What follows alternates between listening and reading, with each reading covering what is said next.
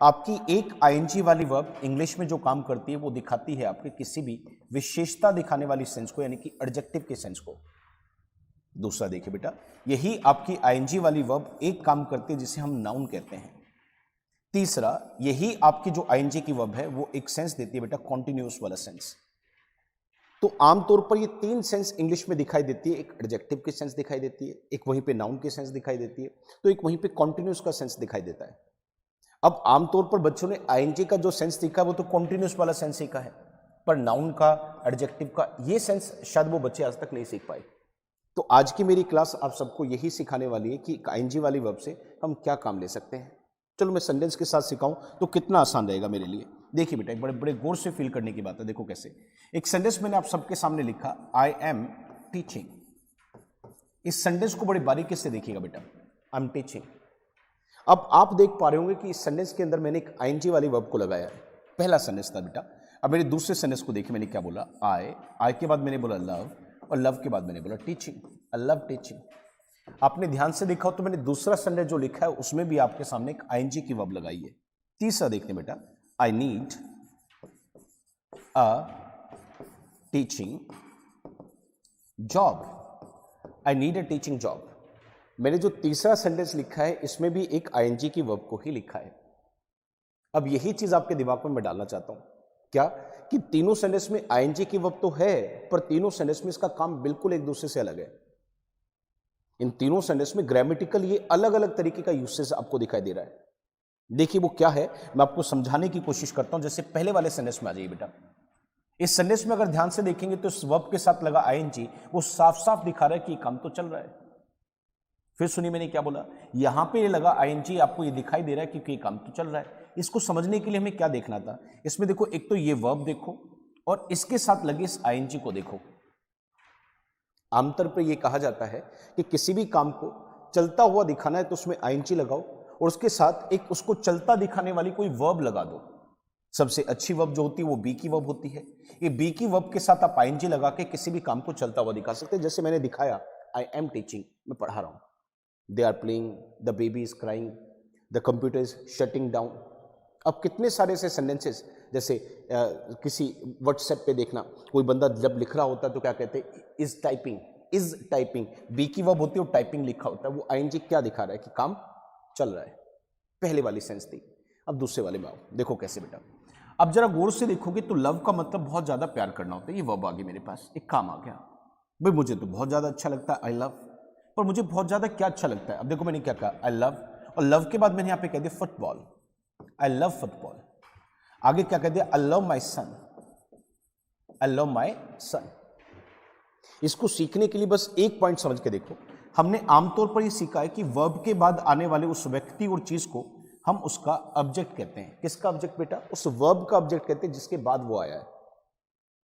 एक चीज कभी जीवन में मत भूलना बेटा, क्या मत भूलना, कि जो ये नाउन होता है ना बेटा, नाउन वो सेंटेंस में दो जगह आता है। या तो वो सब्जेक्ट की जगह आता है बेटा, it's used at the place of the subject, और ये फिर कब आता है, या तो ऑब्जेक्ट की जगह आता है और at the place of the object. तो या तो सब्जेक्ट में आएगा या ऑब्जेक्ट में आएगा। आप फील करके देखो तो यहां पे प्यार करना यानी कि पसंद करना, जो कि अपने आप में एक काम है, इस वर्ब के ऑब्जेक्ट में पसंद क्या है मुझे, देखो ना, मुझे बहुत ज्यादा पसंद क्या है, मुझे बहुत ज्यादा पसंद है फुटबॉल, मुझे बहुत ज्यादा पसंद क्या है मेरा बेटा। तो सेम इसी तरीके से आपने देखा हो तो यहां पे भी मैं कह रहा हूं मुझे बहुत ज्यादा पसंद है क्या, पढ़ाना। तो कितनी बार ऐसा होता है बच्चों, क्या कि आईएनजी वाली वर्ब किसी वर्ब के ऑब्जेक्ट में होती है, आईएनजी वाली वर्ब किसी वर्ब के ऑब्जेक्ट में होती है या फिर किसी वर्ब के सब्जेक्ट में होती है। तो जब आईएनजी की वर्ब सब्जेक्ट या ऑब्जेक्ट में होती है तो ऐसी स्थिति में फिर ये नाउन का काम करती है बेटा, दैट्स कॉल्ड नाउन। तो एक सेंस पढ़ी जिसमें आपने देखा कॉन्टिन्यूअस का सेंस, चलते होने का, और एक सेंस देखी जिसमें नाउन का काम है। अगली सेंस में जरा ध्यान से देखिए, मैंने क्या कहा, I need a teaching job.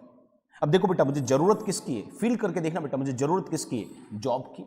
Job कितनी चाहिए, एक, पर वो जॉब होनी कैसी चाहिए, वो जॉब तो टीचिंग वाली चाहिए ना मुझे।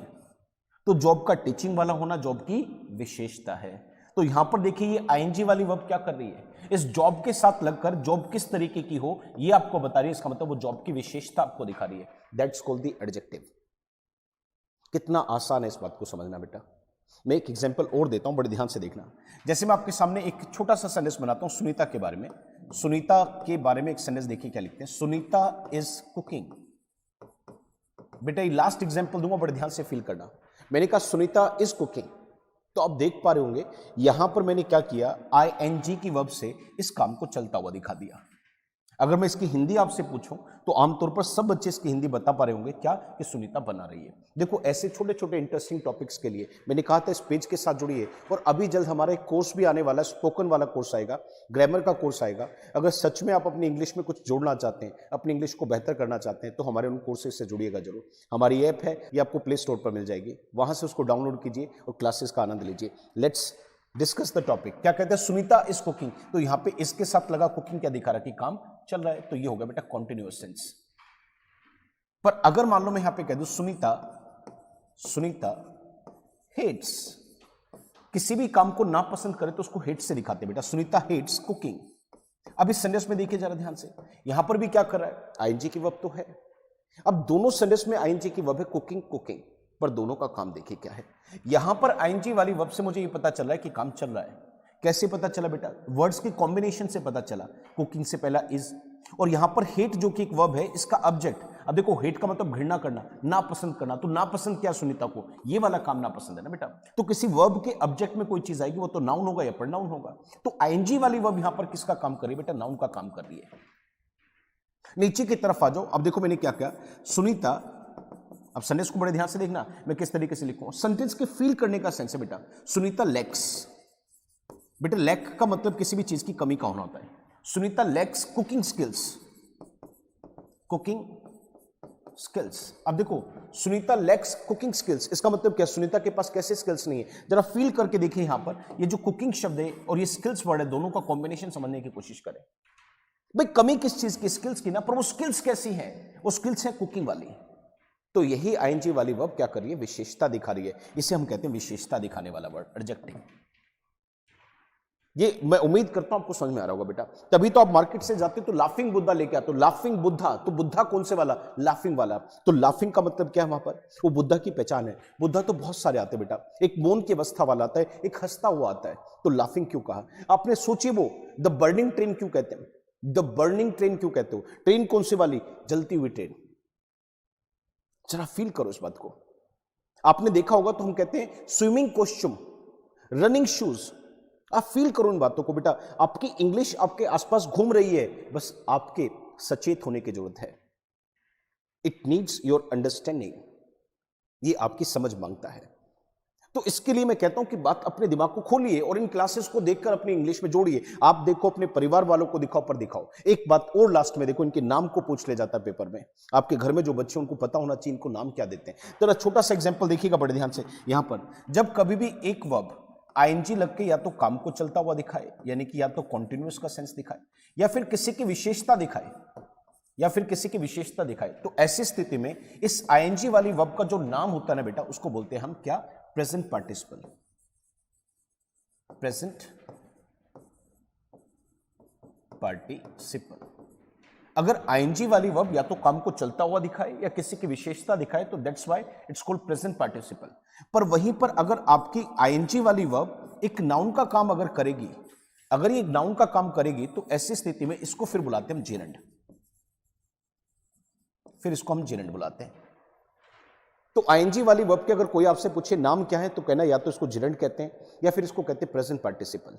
फर्क कैसे पता चलेगा, सेंटेंस से पता चलेगा बेटा।